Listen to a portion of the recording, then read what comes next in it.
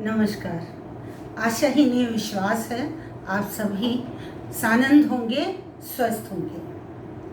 आज का हमारा विषय है गुरु पूर्णिमा। सनातन संस्कृति में आषाढ़ मास की पूर्णिमा को गुरु पूर्णिमा के नाम से जाना जाता है। प्राचीन शास्त्रों के अनुसार कहा जाता है कि आदि गुरु परमेश्वर शिव ने दक्षिणामूर्ति रूप में समस्त ऋषि मुनियों को शिष्य के रूप में शिव ज्ञान प्रदान किया था। उन सभी ऋषि मुनियों के स्मरण में गुरु पूर्णिमा पर्व मनाया जाता है। दूसरी मान्यता के अनुसार करीब 3000 वर्ष पूर्व इसी दिन महर्षि वेद व्यास का जन्म हुआ था, जिन्हें विश्व गुरु की उपाधि दी गई थी।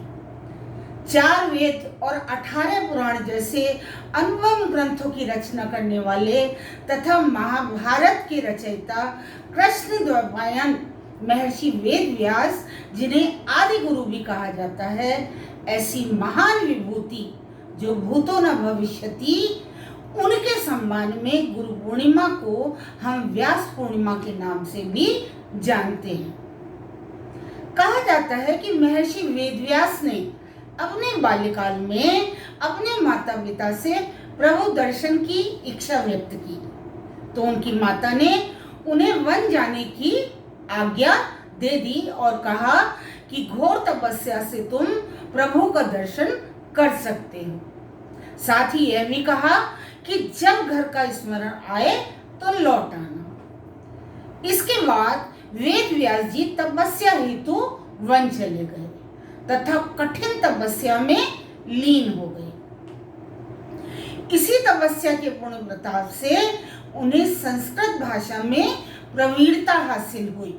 तत्पश्चात उन्होंने चारों वेदों का विस्तार किया और महाभारत 18 पुराणों सहित ब्रह्म सूत्र की रचना की। संपूर्ण विश्व में जीवन जीने की जो पद्धति होती है या तरीका होता है, उसको मूल्य या वैल्यू कहते हैं। मूल्य कई प्रकार के होते हैं: नैतिक, सामाजिक, राजनैतिक, आध्यात्मिक, आर्थिक और धार्मिक आदि। इन सभी मूल्यों में धार्मिक मूल्य को सर्वोपरि माना जाता है। और धर्म क्या है? धार्यति इति धर्म, अर्थात जो कुछ भी हम धारण करते हैं वह धर्म होता है। धर्म मूल्य का एक अर्थ होता है सभी धर्मों में समानता का भाव। इसी तरह राष्ट्रभक्ति या राष्ट्र प्रेम भी धार्मिक मूल्य के अंतर्गत ही आता है। ऐसे ही धर्म की स्थापना महर्षि वेद व्यास जी ने की थी। इसी कारण उन्हें विश्व गुरु के सिंहासन पर आसीन किया गया था। तो अनादिकाल से हम देखते आ रहे हैं कि समाज को दिशा देने का कार्य गुरु के ही द्वारा किया जाता रहा है। राजा महाराजाओं के ज़माने में भी जो उनके बालक होते थे, जो राजकुमार होते थे, उन्हें पारिवारिक गुरु अपने साथ अपने आश्रम में ले जाते थे और वहाँ जाकर उनको ले जाकर शस्त्रों शास्त्रों की शिक्षा दिया करते थे तथा जो गुरु माताएं होती थी वो व्यावहारिक ज्ञान प्रदान करती थी। तो गुरु का अर्थ क्या होता है? पहले हम समझते हैं गुरु का शाब्दिक अर्थ। गु का अर्थ होता है अंधकार और रु का अर्थ होता है मिटाने वाला। अज्ञान तिमिराधस्य ज्ञानांजन शलाकया चक्षुः मिलितं येन तस्मै श्री गुरुवे नमः। अर्थात गुरु को गुरु इसीलिए कहा जाता है क्योंकि गुरु अज्ञान रूपी अंधकार से प्रकाश की ओर अपने शिष्य को ले जाता है। प्रकाश रूपी ज्ञान की उत्पत्ति शिष्य में करता है। गुरु तथा ईश्वर में समानता के लिए कहा भी जाता है कि जैसी भक्ति और समर्पण की भावना ईश्वर के लिए होती है, वैसी ही गुरु के लिए भी होनी चाहिए, क्योंकि सद्गुरु की कृपा से ही ईश्वर का साक्षात्कार संभव होता है। गुरु गोविंद दो खड़े काके लागो पाए, और बलिहारी गुरु आपने गोविंद दियो बताए। कबीरदास जी ने कितना सुंदर वर्णन किया है कि गुरु और गोविंद, गुरु और ईश्वर दोनों शिष्य के सामने खड़े हुए हैं और शिष्य असमंजस में है कि किसके चरण स्पर्श पहले करें। तो गुरु के द्वारा प्रदत्त ज्ञान से उसको आत्मिक ज्ञान होता है और वो सोचता है कि मुझे गुरु के चरण स्पर्श पहले करने चाहिए, क्योंकि गुरु ने ही मुझे ईश्वर तक जाने का मार्ग दिखाया है। गुरु में भवनिधि तरह ही नहीं कोई। अतः मार्गदर्शक गुरु का होना सभी के लिए बहुत ही आवश्यक होता है, अनिवार्य होता है। ऐसा गुरु जो सत्य असत्य, ज्ञान और अज्ञान का भेद बता सके, ऐसा गुरु होना आवश्यक होता है। गुरु के अंदर इतना ज्ञान होना चाहिए कि वो संपूर्ण परिस्थिति को जानने वाला हो, तभी वह सच्चा मार्गदर्शक बन सकता है। और उसके ज्ञान का रोपण भी शिष्य में तभी हो सकता है जब गुरु के प्रति अपार श्रद्धा हो, जैसे एकलव्य में द्रोणाचार्य के प्रति थी। द्रोणाचार्य की प्रतिमा को भी असली समझकर उन्होंने धनुष बाण चलाने का अभ्यास किया और कुशल धनुर्धर बने।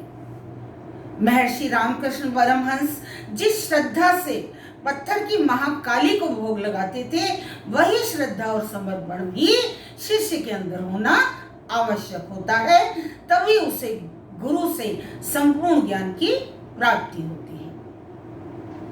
आज सामाजिक, नैतिक तथा बौद्धिक क्षेत्रों में तमाम भ्रांतियां आ गई हैं। मानवीय गरिमा को मिटाने वाला आचरण हो गया है। मर्यादा को तोड़ने वाली परंपराओं ने व्यक्ति, परिवार और समाज के अंदर संवेदना के स्रोत को सुखा दिया है। दुनिया की लगभग 20% आबादी कहीं न कहीं अवसाद से पीड़ित है।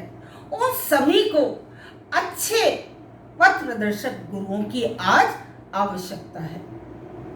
चाहे प्राचीन सभ्यता हो या आधुनिक दौर, समाज के निर्माण में गुरुओं की भूमिका को सदैव से ही अहम माना गया है। कहा भी गया है कि गुरुबिन ज्ञान न उपजे, गुरुबिन मिले न मोक्ष, गुरुबिन लखे न सत्य को, गुरुबिन बिटे न दोष।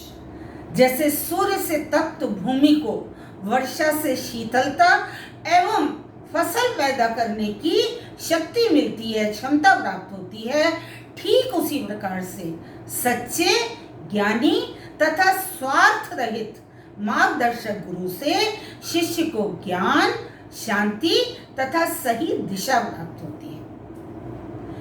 वास्तव में गुरु पूर्णिमा उन सभी आध्यात्मिक, प्राकृतिक, पथ प्रदर्शक व अकादमिक गुरुओं को समर्पित परंपरा या उत्सव होता है जिन्होंने कर्म योग पर आधारित व्यक्तित्व विकास से शिष्यों को प्रबुद्ध किया हो तथा बहुत ही कम अथवा बिना किसी मौद्रिक खर्चे या दिखावे के अपनी बुद्धिमत्ता को शिष्यों के साथ साझा किया हो। शास्त्रों में भी गुरु के संबंध में बहुत सुंदर वर्णन मिलता है। अखंडम मंडलाकारम व्याप्तम येन चराचरम तत्वद्वं दर्शितम येन तस्मै श्री गुरुवे नमः। अर्थात गुरु वह है जो संपूर्ण ब्रह्मांड में व्याप्त है, जो चर अचर सर्वत्र विद्यमान है। गुरु का स्वरूप तो विराट होता है। दत्तात्रेय जी ने तो पेड़ पौधे, वायु, आकाश सभी को गुरु की संज्ञा देकर ज्ञान प्राप्त किया था और प्रकृति से ही 24 गुरुओं का वर्णन उन्होंने किया था। वास्तव में संपूर्ण प्रकृति हमें गुरु के रूप में बहुत कुछ प्रदान करती है, बहुत कुछ सिखाती है। उदाहरण के तौर पर पेड़ हमें परोपकार करना सिखाते हैं। वायु प्राण शक्ति प्रदान करती है गुरु के रूप में। आकाश से विशालता की निर्मिति होती है। सागर से गंभीरता का निर्माण होता है। जल से जीवन प्राप्त होता है। धरती से सहनशीलता की भावना का निर्माण होता है। अग्नि से नकारात्मकता का विनाश करने के भाव का निर्माण होता है। नदियों से निरंतरता के भाव का निर्माण होता है। पहाड़ों से स्थिरता का निर्माण होता है। हरियाली से जीवंतता की प्रेरणा मिलती है। सूर्य से प्रकाश और तेज की प्राप्ति होती है। रोगों से लड़ने की क्षमता प्राप्त होती है। तो गुरु के रूप में सूर्य कितना कुछ देता है। चंद्रमा से शीतलता की प्राप्ति होती है। तारों से भव्यता की प्राप्ति होती है। फूलों से सुगंध और सुंदरता के भाव का निर्माण होता है। सुगंध की प्राप्ति होती है। कांटों से आत्मरक्षण के भाव का निर्माण होता है। मिट्टी से पोषकता मिलती है, जिससे हम सब लोगों का जीवन चलता है। आंधी से नकारात्मकता से कैसे बचाव किया जाए, इस भाव का निर्माण होता है। वर्षा से ताप से मुक्ति मिलती है। गुरु के रूप में वर्षा भी हमें बहुत कुछ देती है। इसी तरह से तूफान से डटकर सामने करने के भाव का निर्माण होता है। बिजली की तड़तड़ाहट से, क्रोध से केवल विनाश संभव है, ऐसे भाव का निर्माण होता है। भूकंप से तबाही में भी किस तरह से तबाही के बाद स्थिरता आ जाती है, ऐसे भाव का निर्माण होता है। तो कहने का तात्पर्य यह है कि संपूर्ण पर्यावरण संरक्षण के भाव का निर्माण करता है। अतः संपूर्ण प्रकृति गुरु के समान ही आदर व सम्मान करने योग्य है। और हमें प्रकृति का इसीलिए संरक्षण भी करना चाहिए, क्योंकि प्रकृति किसी न किसी रूप में गुरु की तरह हमारी मार्ग प्रदर्शक है।